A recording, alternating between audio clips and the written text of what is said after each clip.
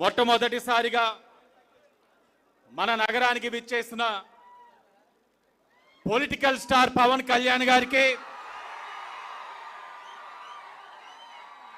మంత్రివర్యులు దుర్గేష్ గారికి, రామానాయుడు గారికి, పార్లమెంట్ సభ్యురాలు బీజేపీ స్టేట్ చీఫ్ పురంధేశ్వరి గారికి, శాసన మండలి శాసన సభ్యులందరికీ కూడా పేరు పేరున అధికారులకు అందరికీ కూడా నమస్కారాలు తెలియజేస్తూ మీడియా వారికి నమస్కారం.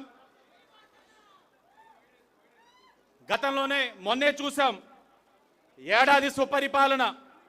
ఆ సుపరిపాలనలో గౌరవ ముఖ్యమంత్రి చంద్రబాబు నాయుడు గారు, ఉప ముఖ్యమంత్రి పవన్ కళ్యాణ్ గారు,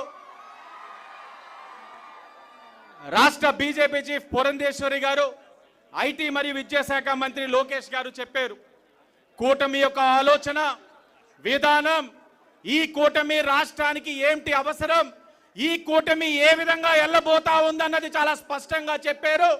చెప్పిన తర్వాత ఒక విశ్వాసం, ఉత్సాహం, కూటమి నాయకులు కేడర్లోని ఒక బలమైన నమ్మకం, రాబోయే రోజుల్లో ఈ రాష్ట్రంలో ముమ్మాటికి కూటమి ప్రభుత్వంలో మరే 15 సంవత్సరాల అధికారంలో ఉండాలి. దానికి అనుగుణంగా ఇది మన కళ, ఇది మన ప్రజల యొక్క కళ. దశాబ్దాలుగా ఈ కళను ఎన్నో రాజకీయ పార్టీలు, ఎంతో మంది నాయకులు కళలు కన్నారు. కానీ ఆ కళని నెరవేర్చింది కూటమి ప్రభుత్వం, అఖండ గోదావరి ప్రాజెక్ట్ అని ఈరోజు గర్వంగా తెలియజేస్తా ఉన్నాం. ఇది ఒక ఆలోచనతో ముందుకెళ్తా ఉన్నారు. ఈ కార్యక్రమంలో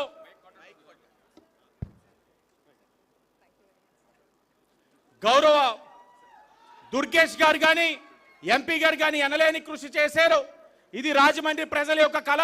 ఒక పక్కన రివర్ ఫ్రంట్ చేస్తా ఉన్నాం 22 కోట్లతోటి, మరో పక్కన అఖండ గోదావరి. మన కేంద్ర మంత్రి షెకావత్ గారికి అభినందనలు, ధన్యవాదాలు తెలియచేయాలి. తప్పకుండా నిర్మాణాత్మకమైన అభివృద్ధితోటి కూటమి ముందుకు వెళ్తాది అని కూడా ప్రజలందరికీ కూడా మరొక్కసారి తెలియచేసుకుంటూ అందరికీ ధన్యవాదాలు.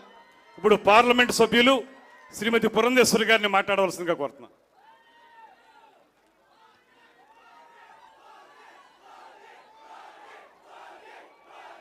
సభకు నమస్కారం.